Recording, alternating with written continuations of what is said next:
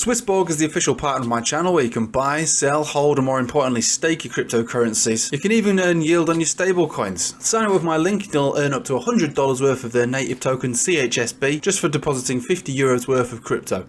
SwissBorg. Good morning everybody, let's have a look at traditional markets to begin with and then we'll go over to Bitcoin. Which, to be honest, yes, it's not that bad. It's not as bad as probably the rest of YouTube might make you believe, but we'll see.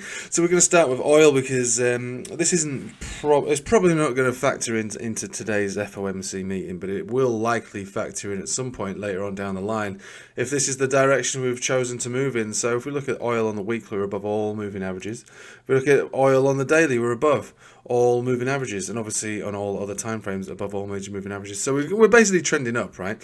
So the reason I talk about oil is because oil is going to be the main factor to the next CPI print, and even though we're doing an FOMC today, so a possible rate hike, possible 0.25, is on the cards, definitely on the cards. The next CPI is likely to start saying inflation's going back up again. Whether that's something that the Fed are going to say, all right, well, we're just going to have to leave inflation to move up because it's going to be a direct correlation with the price of oil, because oil is fuel, fuel is food, food and fuel is inflation, basically, for the most part. And so we're likely to see that. So whether the Fed decide to act on this now, which they might do, to be honest with you, because it is going to take an effect. This is what's happening here. We're seeing an uptrend form. It's a bullish trend. Break above 83, straight up to 93, to be honest with you. So oil does look pretty sweet for continuation of this trend. So, yeah, like I say, it's a bit of a spanner in the works for the old boys in the Fed, really. However, Dixie turning back down again from a rejection on the Bollinger Band Center, a very neat one as well, and another one today so far on the 21 exponential. So fair play. It's a consistent downtrend. So until the Fed decide to change their stance on their monetary policy, they're going to raise rates or pause or whatever they want to do, the direction is going to be down for the Dixie unless they choose to change, because it's basically like a mixed bag of all the other currencies, isn't it? Mostly euro, but others included, and all those central banks are doing 0.5 basis points and consistently. So they are raising rates faster at this stage now than the Fed is, and so you'd be expecting the Dixie to continue to go down. And look, we've got a buy zone here where there was a decent bounce from, but it's still a bearish chart. Death cross here, retest all the way down, and then rejection from the Bollinger Band Center, which gives you a 65% more likely for further downside from that area. So it's a clean rejection. So it's all in the Fed's hands, and it's not for me to say what they're going to do today. But if we see oil, like I said, with oil doing its thing, it's likely to see inflation move up, probably by the next CPI print and certainly by the one after that. So you could bear all of that in mind, really. And with that might come consolidation in all markets. All markets apart from commodities, which is one of the things that I've been saying. If we're going to get rotation out of these pumping high, super awesome, mega bullish stocks, then it'll go to cash and commodities. So that is that. Stocks are really good. I still think stocks are a buy the dip anyway, to be fair. Regardless of how overheated they look, I still think they're a buy the dip. But Bitcoin, which is what we all seem to care about, is basically fanning around in this lower zone with a view to basically tag 28,500. It's kind of that simple. It is basically that simple. Now, on the live stream last night, we were looking at basically every single alt that was required of me to look at, and most of them looked pretty poor. Stocks still looked actually quite good, or the stocks we were looking at looked quite good. And the only exception to the altcoins, there was a couple. There was Bitcoin Cash, and there was also XRP, and actually Chainlink all looked okay.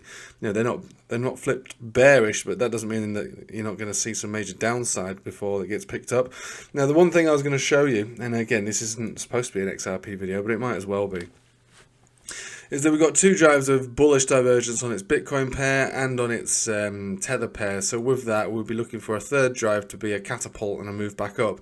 Maybe even back up to the top of this range. So for Sats, we're talking 2600, and for XRP on its tether pair, we're talking about 82 cents, which is pretty decent. And we've got a 200 exponential down here, which would be a standard golden cross retest. So there is opportunity, I suppose, for potential decent moves for XRP and probably a handful of other alts with decent setups. But for the most part, most of them point down and down only, really.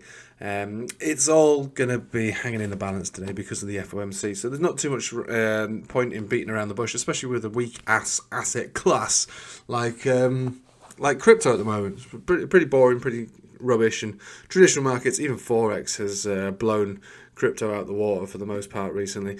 Maybe not with its gains or its volatility and the size of the moves, it makes it possible to have decent trades, but for its likelihood of continuation, for its setups and the win ratio as a result of that, crypto has not really felt any kind of love, to be fair with you, for ages, and the volume for Bitcoin kind of shows that for what it is.